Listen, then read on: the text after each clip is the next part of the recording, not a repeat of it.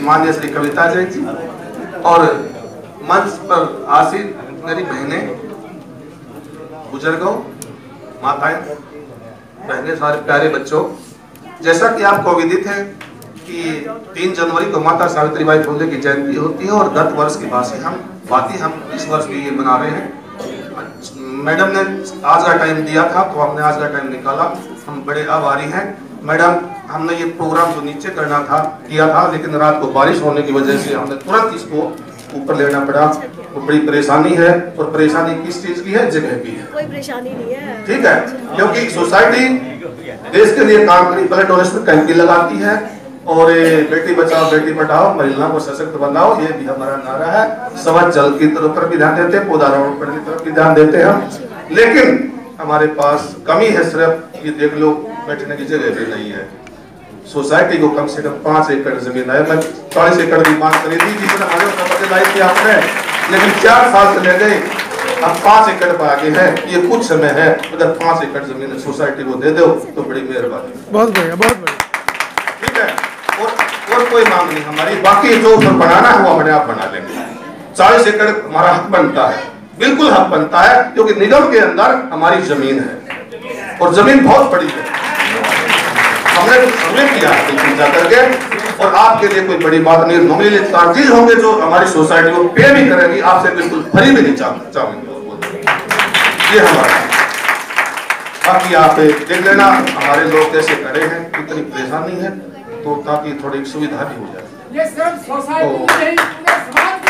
और 4 साल चले गए, जाते जाते ऐसा काम कर दिया मैडम, इस समाज पर जाते जाते नहीं दोबारा आएंगे।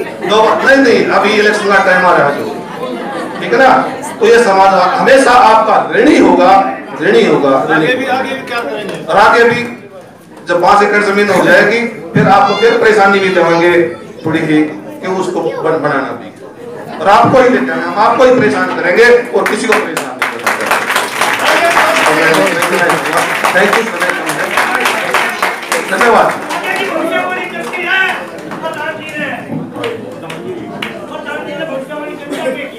आज अंबेडकर भवन में सबसे पहले मैं चाहती हूँ कि हम लोग बाबा साहेब के नाम का एक नारा लगाएं।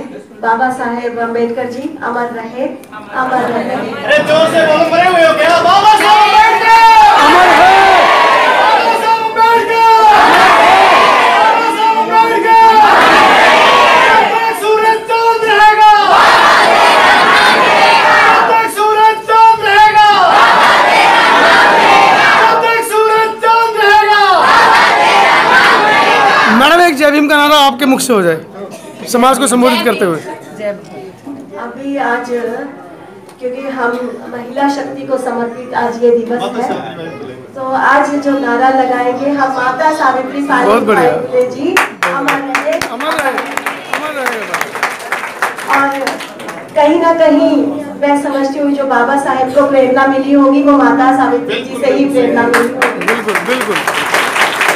और आज एक ऐसा मंच जो अम्बेडकर एजुकेशनल सोसाइटी ने माता सावित्री बाई फुले जी के जन्म उत्सव पर और राष्ट्रीय शिक्षा दिवस, क्योंकि हम लोग पूरे देश के अंदर ये उत्सव को जनवरी के महीने में मनाते हैं, और ये जो मंच यहाँ पर आज उपस्थित है, हमारी मैडम डॉक्टर पूनम जी जो कार्यक्रम की हमारी अध्यक्षा है, डॉक्टर वंदना जिन्होंने, क्योंकि जब वो संबोधन कर रही थी तो बिल्कुल लग रहा था जैसे दिल की गहराइयों से, जो उनका प्रोफेशन है, बहुत लंबे समय से वो एक शिक्षिका के तौर पर कार्य कर रही है। सो उनके अंदर की जो भावनाएं थी, जो फिलॉसफी थी, वो बिल्कुल उन्होंने मंच पर हमारे बीच में रखी। हमारी डॉक्टर सविता जी वो भी प्रोफेसर है रामजस कॉलेज से, डॉक्टर रीचा MBBS MD, और वो भी प्रोफेसर के रूप में काम कर रही हैं। इसी तरह से डॉक्टर सुनीता जी, वो भी हिंदी विभाग की प्रोफेसर है, DU में काम कर रही हैं। और हमारे सत्यवान जी और उनकी पूरी टीम, और उपस्थित यहाँ पर सभी मेरे आदरणीय बंधुओं, आदरणीय मेरे भाइयों, मातृशक्ति, प्यारे बच्चों और पत्रकार छायाकांत मित्रों, और हमारे समाज कल्याण अधिकारी भी यहाँ पर उपस्थित हैं। तो मैं सभी को पहले इस शिक्षिका दिवस की और माता जी के जन्म दिवस की बहुत बहुत बधाई और शुभकामनाएं देती हूँ, और भाई सत्यवान जी को और उनकी पूरी टीम को बहुत बहुत उनको साधुवाद देती हूँ, उनको अभिनंदन भी करती हूँ, आभार भी व्यक्त करती हूँ कि समय समय पर वो इस तरह के कार्यक्रम का आयोजन करते रहते हैं और आप सब लोगों के दर्शनों का लाभ जो है वो हमें मिलता रहता है। और आज का दिवस क्योंकि एक शिक्षिका को एक ऐसी समर्पित है जिन्होंने राष्ट्र निर्माण में अपनी बहुत अहम भूमिका निभाई, और निश्चित रूप से क्योंकि मन से बार बार ये कहा गया है कि सावित्री बाई जी के जन्म उत्सव के बारे में या उन्होंने क्या किया हमें रिपीट करने की जरूरत नहीं है, लेकिन मैं समझती हूँ ये हमें बार बार दोहराने की जरूरत है, क्योंकि जब उनका जन्म हुआ 1832 में 31 में जन्म हुआ और 1897 में वो हमारे बीच से चली गई, और आज उसके बाद हम 2018 में हैं, और आज भी जो समस्याएं थी, रूप तो बदल गया है लेकिन महिलाओं के प्रति जो समस्याएं थी आज भी वो एज इट इज है। इसलिए उन्होंने समाज के लिए क्या किया, नारी उत्थान के लिए क्या किया, और एक महिला होने के बावजूद किस तरह से उन्होंने प्रयत्न किया, तो इस चीज को हमें भूलने की जरूरत नहीं है। उन्हें हम बार बार कहते हैं कि 24/7 हम इन्हें इस चीज को स्ट्राइक करने की जरूरत है। और ठीक कहा मैडम वंदना ने, क्योंकि मैं भी हमेशा यही कहती हूँ कि 16वीं शताब्दी में, क्योंकि वेद पुराण में हमारे जो बच्चे बैठे ना आज ये नहीं समझते इन चीजों को, क्योंकि इनका कसूर नहीं है, क्योंकि हमारी इनसे जो ऊपर की पीढ़ी है, हमारी जो पीढ़ी ने इन सब चीजों को खत्म कर दिया। हम बहुत आसानी से कह देते हैं कि इन बच्चों को ये नहीं पता कि बड़ों का कैसे सुबह उठकर सत्कार करना चाहिए। एक जगह में किसी गांव में प्रोग्राम गई थी तो वहां पर मन से कह रहे हैं बच्चों को ये नहीं पता पिड्ढा क्या होता है। मैं कह ये बताओ तुमने अपने घर में पिड्ढा उनको दिखाया होगा तो वो पिड्ढा देखेंगे। बिल्कुल सही बात है। तो आज जो घर में पहले जैसे हम लोग भोजन करते थे, हम भी जब छोटे थे तो अंगीठी के पास बिठाकर हम मम्मी हमें भोजन करा देती थी, लेकिन आज हम लोगों के पास समय नहीं है कि किस तरह से आज बेड पे हम लोग परोसते कि टीवी देखते देखते खाना खा लेगा। तो आज की जो समस्याएं हैं, निश्चित रूप से जो महिलाओं के जो प्रति जो समस्याएं हैं, आज महिलाएं हमारी सशक्त भी हुई हैं, चाहे वो आर्थिक रूप से हो, सामाजिक रूप से हो, राजनीतिक रूप से हो। उसका उदाहरण है आप लोगों के सामने। आज हरियाणा में अगर हम केवल हरियाणा के परिदृश्य में देखें, जैसे मैडम ने शुरुआत में इंगित किया, स्पेशली फोकस किया हरियाणा को लेकर कि हरियाणा में कहते कहते वो रुक भी गई। मैं समझ रही थी उनके शब्द कि हरियाणा के अंदर बेटियों को सबसे ज्यादा मारा जाता है, वो इनडायरेक्टली वो कहना चाह रही थी। लेकिन हरियाणा तो बहुत संपन्न राज्य है। हरियाणा के जो हर परिवार के अंदर खेत खलियान से भरपूर है, तो किस लिए बेटियां किस लिए दुश्मन है? क्यों बेटियों को पहले जन्म से पहले ही मार दिया जाता है? 16वीं शताब्दी के अंदर तो हमारी बेटियां बहुत सशक्त थी। आज 21वीं शताब्दी जहां हम आसमान को छू रहे हैं, मंगल के अंदर प्रवेश कर रहे हैं, हमारा चांद के अंदर घर बनाने की तैयारी कर रहे हैं, तो ऐसे में हम लोग बेटियों को मार रहे हैं। तो उस विज्ञान का जो दुरुपयोग वो बेटियों के लिए क्यों किया गया?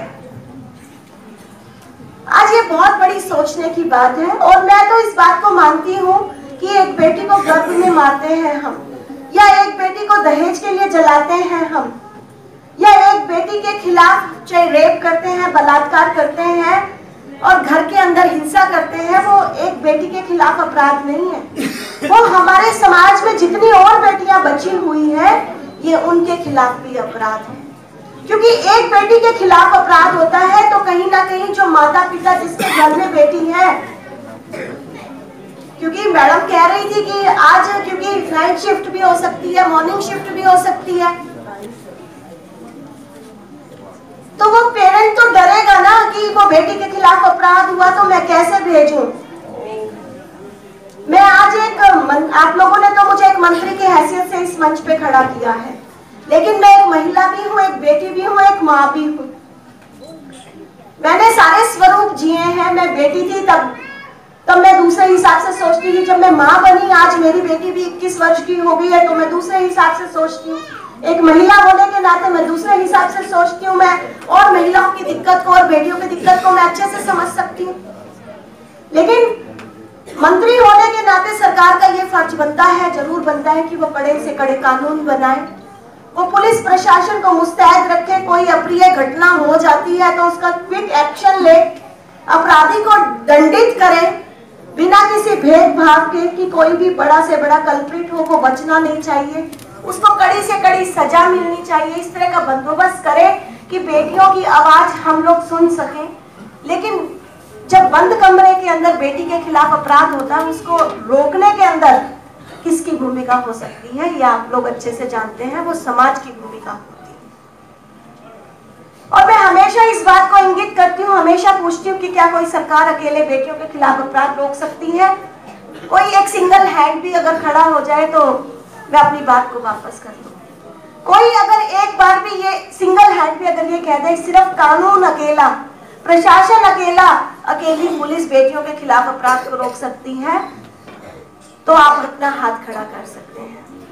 सब मिलकर करेंगे। कोई ये कहे कि सिर्फ पत्रकार बंधु इस चीज को रोक सकते हैं, तो आप बताइए क्या रोक सकते हैं? कोई आप कहे कि सिर्फ सोसाइटी काम करेगी आपकी, तो अकेले रोक सकती है? वो नहीं रोक सकते जब तक हम सब लोग मिलकर बेटियों के खिलाफ, जो अपराध के खिलाफ अपनी आवाज को बुलंद नहीं करेंगे, अपनी मानसिकता को नहीं बदलेंगे। क्योंकि समाज क्या है कि वो दोगला चेहरा है, वो हम देखते हैं। एक तरफ तो नवरात्रों में पूजा करता है, दूसरी तरफ बेटियों को मारता है। सही बात। कोई सरकार तो आगे नहीं कहती तुम अपने गर्भ वाली बेटी को मारो। तो सबसे पहले हमने अपनी मानसिकता को बदलना होगा, तो निश्चित रूप से हम लोग बेटियों के खिलाफ हो रहे हर अपराध पर हम अंकुश लगा सकते हैं। और जहां तक शिक्षा की बात है, मैं समझती हूँ कि शिक्षा एकमात्र एक ऐसा माध्यम है, और इसीलिए शिक्षा को कहा है कि जो अंधेरे से हमें प्रकाश की ओर लेकर जाता है वही शिक्षा है। और शिक्षा ही एक ऐसा हथियार है जिसके माध्यम से हम हर कुरीति से, हर बुराई से हम लोग लड़ सकते हैं।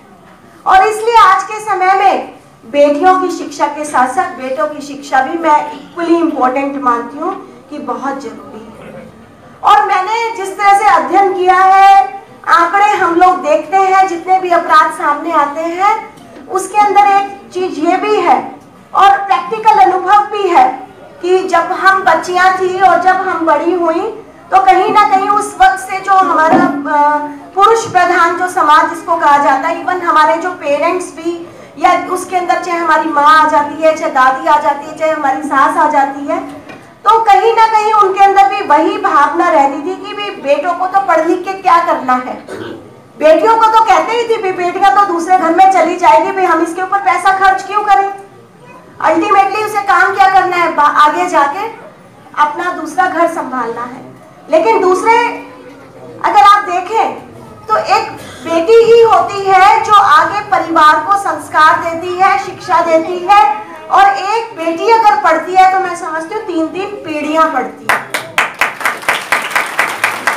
3 पीढ़ियों को एक बेटी को पढ़ाने का काम करती है। और बेटा की मैंने क्यों कहा, क्योंकि मेरे पास लिविंग एग्जांपल्स हैं। क्योंकि जिस समाज से मैं बिलोंग करती हूँ, फिर वही बात आ जाती है कि हमने अपने कर्मों के हिसाब से ये जो छूत पात, छुआछूत, जात पात, ऊंच नीच, ये तो इंसान ने अपने समय के हिसाब से बनाए हैं। भगवान ने तो एक ही रंग खून का दिया, एक ही प्रकृति बनाई, और सभी जीव, चाहे उसके अंदर से एक चींटी है, चाहे वह एक पशु है, चाहे वो मानव है, प्रकृति का एक ही स्वरूप दिया। लेकिन इंसान को यह था कि थोड़ा सोचने समझने की शक्ति दी, और ताकि वो अपने हिसाब से कंट्रोल कर सके। और इसीलिए जो हमारे रंग भेद, वर्ण भेद, अलग अलग जो भेद बने, वो इंसान अपने हिसाब से बनाता गया।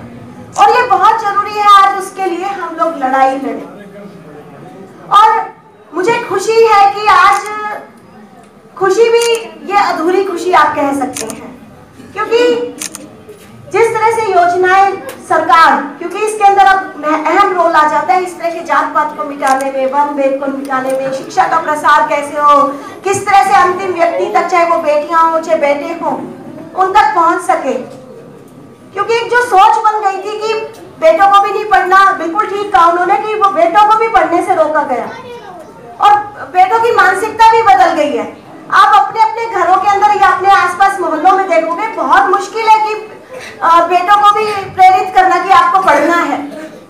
और मैंने बुरा मानने की बात नहीं है, लेकिन मैंने इस चीज को ऑब्जर्व किया है कि समाज के अंदर जितने भी व्यक्ति ऊपर उठे हैं, उन सबका फर्ज बनता है कि वो समाज के और लोगों को ऊपर उठाने के लिए काम करें। आज हम बहुत सारे ऐसे IAS ऑफिसर्स को जानते हैं, बहुत सारे ऐसे शिक्षकों को जानते हैं, बहुत सारे वकीलों को जानते हैं, बहुत सारे जज को जानते हैं, बहुत सारे समाज में ऐसे लोग हैं जो ऊपर की ओर आगे बढ़े हैं। लेकिन अपने अंदर भी झांकना है कि कितने हम अपने समाज के उतने लोगों को उठाने के लिए हम लोगों ने काम किया, क्योंकि सत्यवान जैसे लोग वो बहुत लिमिटेड में होते हैं जो समाज को ऊपर उठाने के लिए वो काम करते हैं। तो हमें सरकारी प्रयासों के साथ साथ मैं समझती हूँ कि हमें इस ओर भी काम करने की बहुत जरूरत है, बहुत ज्यादा जरूरत है। और ये बात भी ठीक है कि जब मैं घरेलू हिंसा, क्योंकि उन शब्दों में अगर हम ना जाएं कि आज खाली बेटियों के खिलाफ एक अपराध यही नहीं है कि हमने गर्भ में मार दिया या उसके साथ गलत व्यवहार किया। हर घर के अंदर, क्योंकि महिला की सहन शक्ति को, महिला की चुप्पी को उसका समर्थन माना गया। हम ये नहीं कहते कि पुरुष प्रधान समाज, क्योंकि भगवान ने ये गाड़ी के जैसे 4 पहिए होते हैं, तो प्रकृति भी ऐसे बिना पुरुष और बिना स्त्री के नहीं चल सकती। दोनों को बैलेंस बनाकर आपस में रखना पड़ता है। लेकिन इस मानसिकता को आज बदलने की जरूरत है। और जो भेदभाव को खत्म करने की बात है, शिक्षा की बात है, तो निश्चित रूप से ना केवल बेटी बचाओ बेटी पढ़ाओ अभियान, तो मैं समझती हूँ कि हमारे देश में पहली बार ऐसे प्रधानमंत्री मिले जिन्होंने बेटियों के इस दर्द को समझा। और आज हरियाणा के अंदर जो हमारा चाइल्ड सेक्स रेशियो, आज का न्यूज़पेपर में आपने पढ़ा होगा कि एक डॉक्टर आज फिर से हम लोगों ने रेड की है मेरठ में जाकर, वहां से डॉक्टर पकड़ा गया है। और जो हमारा जो चाइल्ड सेक्स रेशियो है, जो निश्चित रूप से देश भर में सबसे कम था, आज हम लोग बढ़कर हमारा 950 भी हुआ है। तो इसके लिए आप सब जनता भी इसके लिए बधाई की पात्र है, क्योंकि बिना जनता की मानसिकता के हम लोग इस पर अभियान पर सफलता नहीं पा सकते। जब बेटियों की शिक्षा की बात आती है तो बीइंग ए मिनिस्टर मेरा फर्ज बनता है कि सरकार के जो एफर्ट्स हैं, आज हमारी जो बेटियों की एनरोलमेंट है, क्योंकि ड्रॉप आउट रेट आप समझ सकते हो कि पहले बहुत ज्यादा थी, लेकिन आज मोर देन 80% जो हमारी बेटियां हैं आज उनका एनरोलमेंट है। और हमारा टारगेट है कि हम इसको 100% तक अचीव करें। और हरियाणा में केवल मात्र 4 वर्षों के अंदर हम 29 नए कॉलेज हम लोग खोल चुके हैं।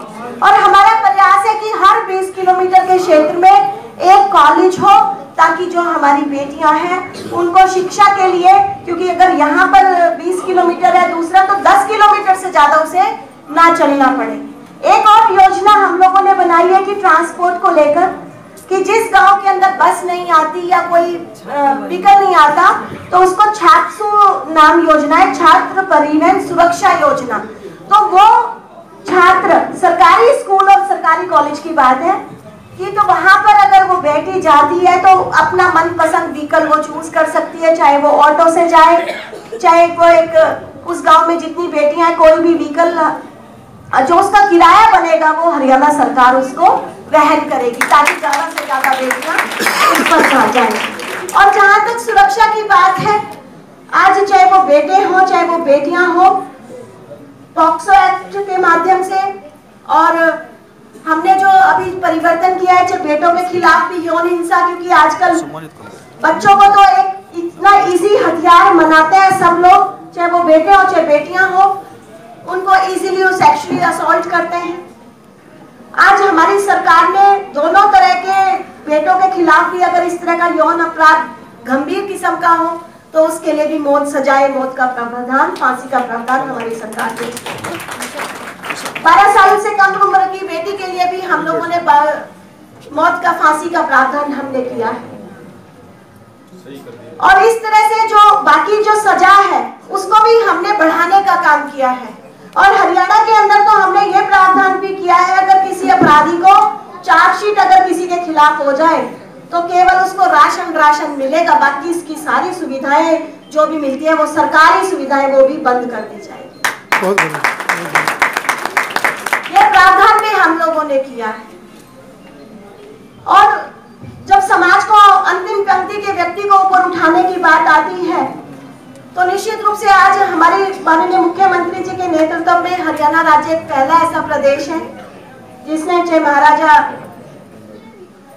बाबा साहेब की जयंती मनाने की बात हो, चाहे रविदास जयंती मनाने की बात हो, चाहे कबीरदास जयंती मनाने की बात हो, चाहे गुरु गोविंद सिंह जी का पर्व मनाने की बात हो, चाहे कबीरदास जयंती मनाने की बात हो, अगर पूरे देश भर के अंदर कोई प्रदेश ऐसा है जिन्होंने सरकारी तौर पर इस तरह के सामाजिक समरसता को बढ़ाने के लिए अगर इवेंट किसी ने किए हैं तो वो हमारी हरियाणा सरकार ने। आज जो हॉस्टल की बात जैसे चल रही थी, जमीनों की बात चल रही थी, तो मैं अभी मुझे तो क्योंकि मैं अपने प्रोग्राम डेली देखती हूँ कि आगे जहाँ जाना होता है, मैं प्री डिसाइडेड नहीं होते, मतलब मैं नहीं देखती, सेम डे ही अपने प्रोग्राम देखती हूँ। लेकिन मैं परसों कुछ पढ़ रही थी तो मुझे उसके अंदर एक लिस्ट थी कि आज हमारे 28 जो हॉस्टल हैं, छात्रावास जो एससी और बीसी के बच्चों के लिए हमारे ऑलरेडी चल रहे और 5 नए और हमारे वो बनने लग रहे हैं हरियाणा के अंदर, ताकि उन हॉस्टल के अंदर हमारे जो बच्चे हैं वो जाकर रह सके और शिक्षा ग्रहण कर सके। तो इस तरह की हॉस्टल की जो फैसिलिटीज हैं वो हम लोग दे रहे हैं। पहले जो स्कॉलरशिप थी जो समाज के बच्चों को, एससी और बीसी समाज के बच्चों को प्री मैट्रिक्स और पोस्ट मैट्रिक स्कॉलरशिप, उसके अंदर मैं आपको बताना चाहती हूँ इतनी ज्यादा धांधली थी, बच्चों तक तो मुझे नहीं पता पहुंचती थी या नहीं पहुंचती थी, लेकिन एक ही बच्चे का नाम कई जगह रजिस्टर्ड होता था। और आज इस योजना के माध्यम से मैं चाहती हूँ कि जो हमारी सोसाइटी है या समाज के सभी लोग हैं उनको जानकारी लेनी चाहिए, क्योंकि शिक्षा के लिए ये बहुत जरूरी है कि जो सरकारी प्रावधान हम लोगों ने जो किए हुए हैं, प्री मैट्रिक्स का मतलब होता है 10वीं से पहले की शिक्षा, 10वीं से बाद की शिक्षा, और हम लोगों ने स्कॉलरशिप भी डिफाइन की हुई है किस 12वीं के बाद, जैसे 10,000 रुपए की स्कॉलरशिप, 12,000 रुपए की स्कॉलरशिप, इस तरह की हमने ग्रेडिंग बनाई हुई है। और बच्चों को और पेरेंट्स को भी नहीं पता होता। अभी पिछले साल हम लोगों ने एक बच्चे को पायलट बनाने के लिए 16 लाख रुपए उसकी फीस थी, पूरी की पूरी फीस, चाहे वो मेडिकल की पढ़ाई बनने, चाहे उसको पायलट बनना हो, चाहे उसको कोई भी करना हो, तो अगर वो योजना का लाभार्थी है तो उसकी पूरी की पूरी फीस हरियाणा सरकार वहन करेगी। पिछले साल हमने एक बच्चे ने पायलट की एडमिशन लिया, उसको 16 लाख रुपए की फीस हरियाणा सरकार देगी। तो इस तरह की योजनाओं की जानकारी हमें होनी चाहिए।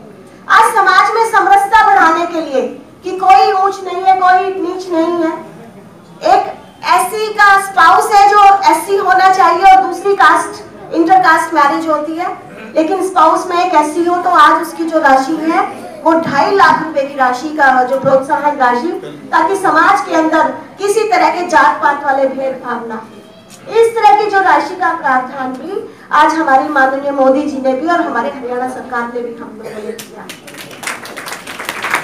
आज क्योंकि मैंने जैसे पहले बताया कि मैं कोई मंच पे इस तरह की स्कीम और भाषण मैं तैयार करके नहीं लेकर आई, जो एक्सटेम्पोर जो मेरे माइंड में आ रहा है कि जो चीजों की जानकारी लेना हमें बहुत जरूरी है।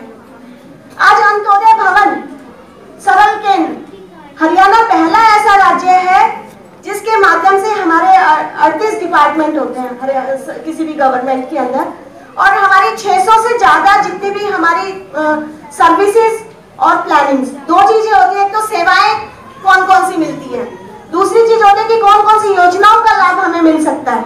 तो लोगों को यह नहीं पता होता कि हमें कौन कौन सी योजनाओं का लाभ मिल सकता है। तो हमने हर डिस्ट्रिक्ट हेडक्वार्टर पर हमने ये दोनों तरह के सेंटर बनाए हैं, और तहसील स्तर पर हमारे अंत्योदय सरल केंद्र बने हैं, अटल सेवा केंद्र बने हैं और इस तरह के 5000 से भी ज्यादा सेंटर हमारे थ्रू आउट हरियाणा हम लोगों ने बनाए हैं। और इस तरह से पोर्टल भी हम लोगों ने डिजाइन किया है, बनाया है, जिसमें जो पढ़े लिखे हैं और उनकी दूसरों की मदद कर सकते हैं तो आप पोर्टल पर जाएं और पोर्टल पर भी आप अपना फॉर्म भर सकते हैं। तो बीच के जैसे वो दलाल थे, चाहे बिचौलिए थे या जो दूरियां होती थी, आप एक टोल फ्री नंबर भी हम लोगों ने बनाया, 1800-200 समथिंग है और हमारे सोशल वेलफेयर ऑफिसर भी आए हुए। और अगर हमारे सोसाइटी के प्रधान या और लोग भी जाना चाहें तो मैं समझती हूँ कि वो एक दिन का कैंप भी इस एरिया में कि आपको पम्फलेट्स वगैरह डिस्ट्रीब्यूट कराना, कौन कौन सी योजनाओं का लाभ आपको मिल सकता है। और ज्यादा दूर जाने की जरूरत नहीं, आपका तो तहसील ऑफिस पास में ही है, दोनों सेंटर अंत्योदय केंद्र और सरल केंद्र बिल्कुल बगल में है आप लोगों के। और सारी योजनाएं बाहर और खिड़कियां बनी हुई हैं और बहुत आसानी से आप लोग सारी योजनाओं का लाभ आपको पता चल सकता है कि कैसे आप लोगों को लेना है और आप तक पहुंच सकती हैं।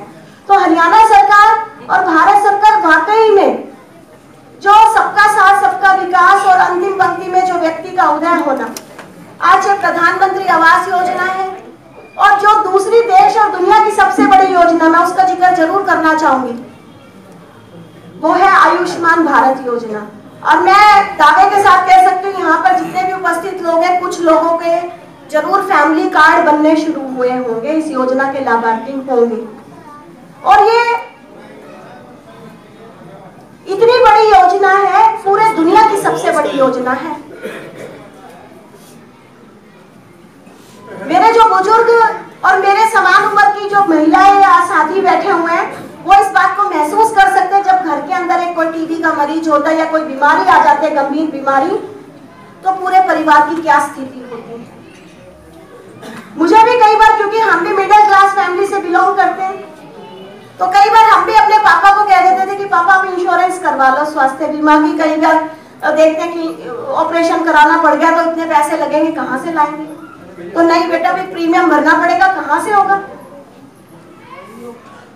किसी भी गरीब को, या गरीब छोड़ो आम आदमी को भी, कि एक बार डॉक्टर के चंगुल में अगर किसी तरह से फंस गए तो ये नहीं पता क्या क्या बेचना पड़ जाएगा, आपकी टूम बेचनी पड़ेगी, गिरवी रखनी पड़ेगी, या पता नहीं जो परिवार के दूसरे सदस्य है किसी की पढ़ाई छूटेगी, किसी का क्या होगा, तो गंभीर बीमारी आ जाती है। तो ये 5 लाख रुपए का बीमा इस देश के अंदर 125 करोड़ के करीब आबादी है और कम से कम 50 से 60 करोड़ लोगों को ये बीमे का लाभ आज इस देश के अंदर मिल रहा है। और इसकी एक और खास बात ये है, इसमें यह नहीं कि खाली सरकारी अस्पताल इसके अंदर शामिल है। जैसे हमारे सोनीपत के अंदर ही 17 जो हमारे और हॉस्पिटल्स हैं, प्राइवेट हॉस्पिटल्स हैं, उनको भी इसके पैनल के अंदर लिया गया है। और दूसरी बात, और बड़ी बात, मान लो किसी ने सोनीपत इलाज नहीं कराना, दिल्ली कराना है, गंगाराम में कराना है, तो वहां भी करा सकता है। लेकिन उसके जो भी पैनल के अंदर हॉस्पिटल है, चाहे वो दिल्ली में हो, चाहे वो राजस्थान के अंदर हो, चाहे कहीं भी, बशर्ते कि उसके पास वो गोल्डन कार्ड होना चाहिए। तो आज लगातार हम लोग इस बात के लिए प्रयास कर रहे हैं और इस सोसाइटी ने जैसे जो डिमांड की है, जमीन की डिमांड, तो वो पुनः इस बात को दोहराते हुए कि जो पहले जो सिस्टम चलते थे ना, गलत तरह के सिस्टम, आज एक एक चीज, सब चीजें ट्रांसपेरेंट है, सब चीजें ओपन है, सब चीजें ऑनलाइन है। ये सोसाइटी के माध्यम से जमीन हो, चाहे मेरे पास करोड़ों रुपए का बजट हो, हजारों करोड़ों रुपए का, लेकिन मैं एक पैसा भी या 1 इंच भूमि में अपनी मर्जी से उसको बाहर नहीं निकाल सकती हूँ।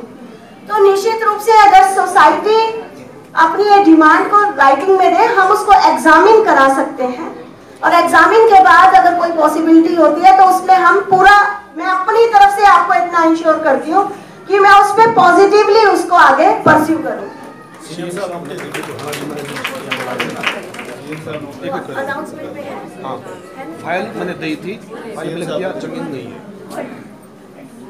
तो निश्चित रूप से क्यों मैंने आपको जो चीज कहा कि चाहे जमीन हो चाहे वो पैसा हो, क्योंकि हम लोग फाइल पे हम नहीं लिखते और ना ही हम लोग अपनी मर्जी से निकाल सकते हैं। निगम वालों लिखते हैं, अब नई फाइल लगा दूंगा भाई ने बताया कि उन्होंने खुद सीएम साहब को बताया था, उसके बाद सीएम साहब ने इस मैटर को आगे फॉरवर्ड भी किया और उसके अंदर जो जवाब निकल कर आया है उसके अंदर अभी नेगेटिव आया है। तो इस केस को हम दोबारा ओपन कर सकते हैं, एक बार फाइंड आउट कर सकते हैं। और जिस तरह आपके पास जो नॉलेज है उसकी जानकारी भी हमें, उसके कुछ कागज हो आपके पास, जैसे आपने बताया कि अलग से रखी हुई है जमीन, अगर कुछ आपके पास जानकारी हो, कुछ ऐसा रिकॉर्ड हो, क्योंकि नगर निगम ने तो इस तरह का रिकॉर्ड होने से मना किया, उनके पास ऐसी कोई जानकारी नहीं है। तो आपके पास अगर इससे रिलेटेड कोई तथ्य हो तो मैं समझती हूँ, क्योंकि मेरी आदत है कि मैं समाज के बीच में बैठ के खुले रूप से बात करती हूँ, क्योंकि मेरे अंदर ये नहीं है कि जो अंदर कुछ है और बाहर कुछ है। तो निश्चित रूप से सारी जो जानकारी है वो जनता के बीच में, समाज के बीच में होनी चाहिए और खुले रूप से उसकी चर्चा होनी चाहिए। तो निश्चित रूप से मैं आपके हर उस पेपर को पूरी तरह से एग्जामिन कराऊंगी और आपके साथ सपोर्ट में खड़ी रहूंगी।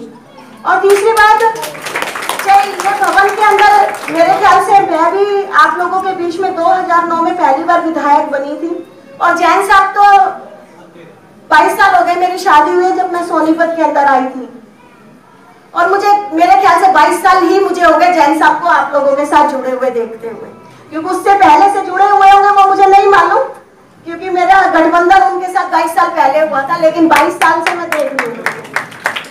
और मैं खुद भी 2009 में विधायक बनी थी पहली बार आप लोगों के बीच में।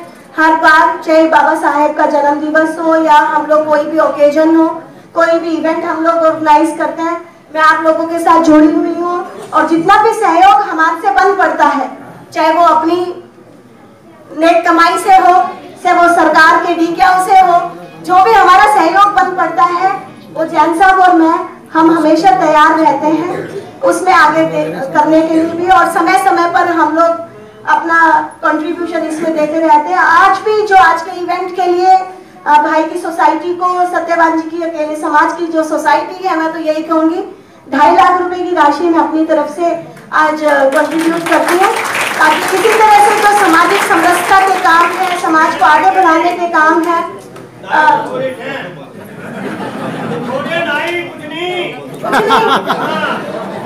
अच्छा भाई, अगले जैन साहब ने कह के भेजा है मुझे 2.5 पिछली बार दिए थे, 5 पूरे कर दियो। करा देंगे भाई, कोई बात नहीं। असल में अभी क्योंकि हमारा ये जैसे अभी भाई कह रहे थे कि भी दोबारा भी आना है, या वो तो नहीं कहा भाई ने कहा, लेकिन अभी जो हमारा जो बजट है, क्योंकि अगली बार हमें कट के मिलेगा, क्योंकि अभी लोकसभा चुनाव डिक्लेयर हो जाएंगे, क्योंकि मैं खुली बात करती हूँ, मेरी आदत नहीं है ना छुपाने की ना बताने की, जो कुछ है जनता का है, जनता के सामने होना चाहिए। गरीब समाज से दे दो।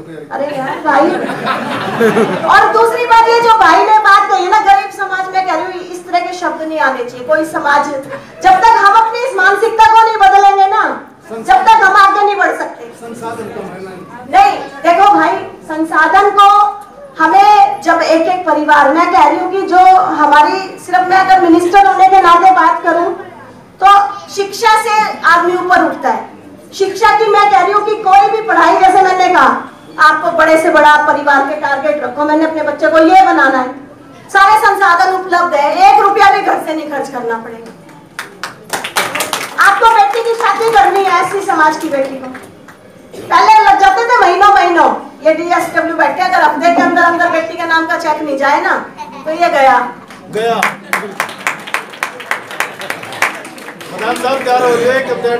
आज अब फिर वो बेटियों के जन्म पर मैंने बताया नहीं, पहली बेटी के जन्म पे 21,000 रुपए, दूसरी बेटी के जन्म पर 21,000 रुपए, तीसरी बेटी के जन्म पर भी 21,000 रुपए की राशि हरियाणा सरकार बेटियों के खाते में जमा करती है।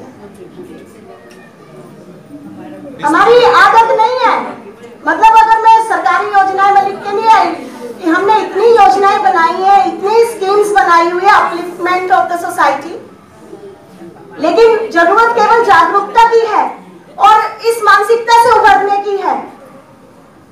जो मानसिकता बनी हुई है, इस मानसिकता से ऊपर उठने को बहुत सारे हमारे पास संसाधन हैं, लेकिन उस संसाधनों को अडेप्ट करने के लिए आज हमने सारे बीच के बैरियर हटा दिए हरियाणा सरकार ने, और मैं चाहूंगी आपकी सोसाइटी से जो ये डिजिटली हम लोगों ने जो फ्रेमवर्क अब बनाया है, अंत्योदय केंद्र, सरल केंद्र, हर तहसील ब्लॉक लेवल तक हम लोगों ने ये चीजें पहुंचाई है। हर एक जगह पर है। आप पढ़े लिखे, आप पोर्टल पर भी जा सकते हो, टोल फ्री नंबर पर भी आप देख सकते हो। आप हर घर में उन योजनाओं का लाभ पहुंचाओ। देखो कैसे समाज अपलिफ्ट करेगा। और जितने भी है, क्योंकि अब ये सारी महिलाएं, मैं तो देखकर, क्योंकि हमने तो जब हम छोटे थे इन बच्चों जितने, तब भी हमने देखा कि हमारे तो स्कूल में टीचर ही महिलाएं थी। एक महिला ही तो पढ़ाने का काम करती है। हमारी माँ जो घर में होती है, पिता तो चला जाता है, उन्हें तो शायद ये भी नहीं, आज यहाँ पर भी बहुत सारे बैठे हैं जिन्हें एग्जैक्ट ये नहीं पता होगा मेरा बच्चा कौन सी क्लास में पढ़ रहा है। मैं गारंटी ले सकती हूँ इस बात की। वो गारंटी इस बात से ले सकती हूँ, जैन साहब को मेरे से भी ज्यादा बिजी हैं। अभी किसी को बता रहे थे कि वो सेकंड ईयर में, मैंने कहा नहीं वो फर्स्ट ईयर में है, सेकंड ईयर में नहीं है। तो ये क्या है, एक महिला होने के नाते हम लोगों ने हर चीज को जिया है, अपने बचपन से अपने शादी तक, और यहाँ तक पहुंचने में हमने बहुत स्ट्रगल किया है। तो इसलिए समाज की अपलिफ्टमेंट तभी हो सकती है जब हम लोग सही मायनों के अंदर उसकी अपलिफ्टमेंट को चाहें। और मैं ये आपको इंश्योर करती हूँ कि आज, क्योंकि मैंने तो 2-4 बातें आप लोगों को बताई हैं, आप पोर्टल पे इस साल के 365 दिन होते हैं, और साल के 365 दिन से ज्यादा जो योजनाएं हैं, हर दिन की एक योजना मोदी जी की सरकार ने बनाई, और उसमें 80% से भी ज्यादा जो योजनाएं हैं वो हमारे ये समाज को अपलिफ्ट करने के, जो गरीबों को समर्पित हैं, वो हमारी योजनाएं हैं। किसी ने सोचा हो तो यहाँ पे किसी ने कि 12 रुपए में बीमा कराऊंगा। 12 रुपए क्या होता है, महीना का 1 रुपया। बता दो किसी ने सोचा हो तो। लेकिन अभी भी नहीं करा रखा होगा लोगों ने। बैंक वाले कुछ नहीं धक्के देते, तो ऑनलाइन भी है।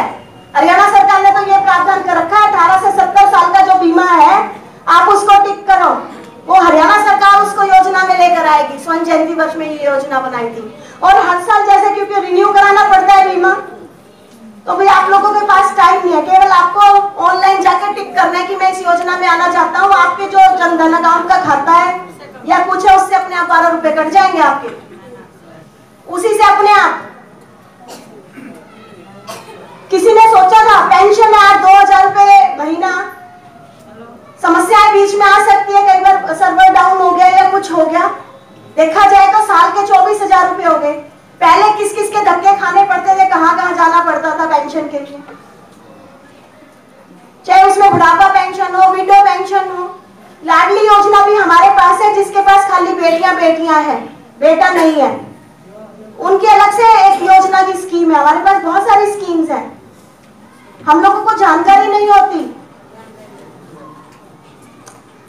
अब ये मैं कई बार लगता है कि, क्योंकि कोई बात है, मैं तो अपने पर्सनल एक्सपीरियंस से बात करती हूँ कि जब दशहरा होता था, हमारे डोले निकलते थे, तो हमारे बाबा जी बाबूजी बुलाते थे, और इधर मेरे ससुर भी, वो बच्चों को दशहरे वाले दिन जरूर अपनी जेब से अलग से पैसे देते थे। जो घर के जो बुजुर्ग दादा होते हैं, वो अपने पोते पोतियों को उस दिन त्योहार के दिन अलग से देते हैं। तो आप ये देखो ना, पहले तो आज 24,000 रुपए की राशि है, उसको किसी के आगे कहने की जरूरत नहीं, बेटा तू दे, वो अपने उस पीढ़ी को भी खुश रख सकता है। और ये पूरे देश के अंदर सबसे ज्यादा राशि है, किसी भी प्रदेश में आप पता कर लो। ये पंजाब ने तो 750 रुपए अब करी है। मतलब आप किसी भी प्रदेश में चले जाओ, हमारे किसी भी राज्य में देख लो, हरियाणा के अंदर हमारे सबसे ज्यादा है हमारा अमाउंट। अभी धीरे धीरे और खड़ी रही तो 10-20 चीजें और निकल आएंगी मेरे मन। तो ये तो सिर्फ मैंने एक वर्ग को बिलोंग करके बताई है चीजें। जब हम ओबीसी की बात करते हैं, डीएनटी की बात करते हैं, डीएनटी समाज को किसने पूछा था? अंग्रेजों के बनाए हुए कानून आज तक लागू थे उनके ऊपर। कहीं कोई चोरी हो जाए, डकैती हो जाए, उठा लो भाई उनको। उस एक्ट को हरियाणा के अंदर हमने समाप्त करने का काम करा। ये बैकवर्ड जो कमीशन बनना था, किसने डंका लगाया था? आप सबको पता होगा। आज महिलाओं के उत्थान की बात करते हैं, मैंने तो राजनीति की बातें ही नहीं की, चाहे वो 3 तलाक है, किसने उस पर रोक लगाने का काम कर रहा है? कौन? क्या महिला कोई इस तरह से खरीदने और खेलने की चीज है कि तलाक तलाक बोला और चला गया, फिर उसके ऊपर से हलाला अलग। हलाला हम तो सोच भी नहीं सकते। हलाला क्या है? फिर जिसको तलाक दे दिया कि जब तक वो जिसको तलाक मिला है वो किसी दूसरे के साथ फिजिकल रिलेशन में नहीं होगी तब तक उसको नहीं मिल सकता। तो ये इस तरह के कानूनों के अंदर इस तरह से महिलाओं की आजादी कैसे होगी? महिलाओं की आजादी के लिए तो हमें राजनीति से ऊपर उठकर आगे बढ़ना होगा और हर स्तर से ऊपर आगे बढ़ना होगा। तभी मैं समझती हूँ कि सावित्रीबाई जी ने जो कदम उठाया 18वीं शताब्दी में 19वीं शताब्दी तक, और मैं समझती हूँ कि हाँ, बाबा साहेब ने उसको आगे कंटिन्यू किया। बीच में जैसे मैडम ने बहुत सारे हमारी महान हस्तियों के नाम लिए जिन्होंने महिलाओं के लिए काम की, और मैं समझती हूँ आज भी मैं तो, क्योंकि कहते हैं हमारे बच्चे जो प्रेजेंट में जीते, हमारे माननीय मुख्य प्रधानमंत्री जी ने, मैं समझती हूँ कि पूरी दुनिया के अंदर ये बेटी बचाओ बेटी पढ़ाओ जैसा अभियान, जिन्होंने बेटियों के इस दर्द को समझा कि बेटी को गर्भ में भी मारा जाता है। ये बेटी होने के नाते मैं हमेशा उनका आभार व्यक्त करती हूँ। आज आप कहीं भी चले जाइए, आप अपने घर में भी कोई बर्थडे सेलिब्रेट करते हैं तो आप उस पे टाइटल देते हैं बेटी बचाओ बेटी पढ़ाओ। कोई जागरण करते हैं तो उसको समर्पित करते हैं। कोई स्कूल आज करते हैं तो आप ये देखिए ना कि 4 साल पहले जो हमारे देश में वातावरण था, हर जगह करप्शन की बातें होती थी, आज वो करप्शन से उनका पीछा नहीं छूटा। राफेल करप्शन वो ले लेके बैठा हुआ कि वो कहीं से तो ढूंढ के लाए, उसको कैसे आगे जारी रखे।